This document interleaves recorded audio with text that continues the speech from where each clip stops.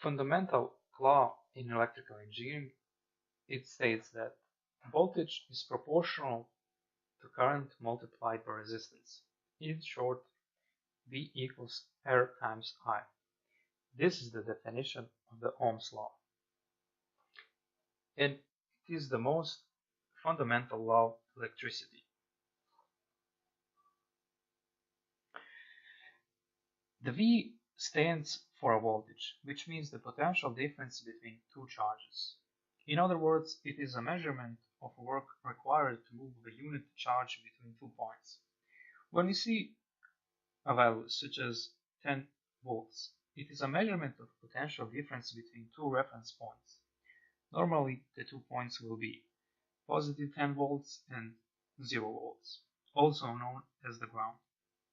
But it can also be difference between positive 5 volts and negative 5 volts, positive 20 volts and positive 10 volts, etc.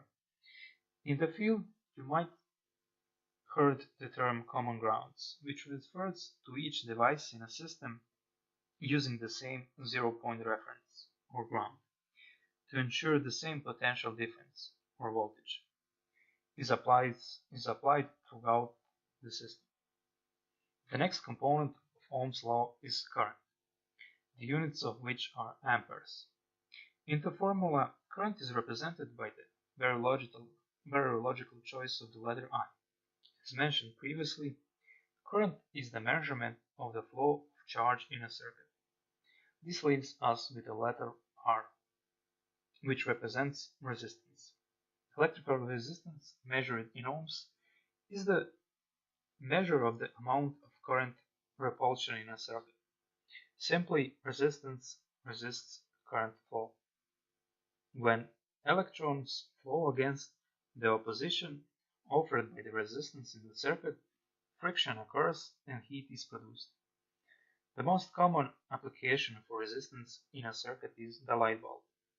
The light bulb introduces enough resistance in a circuit to heat up the filament inside, causing light to be emitted.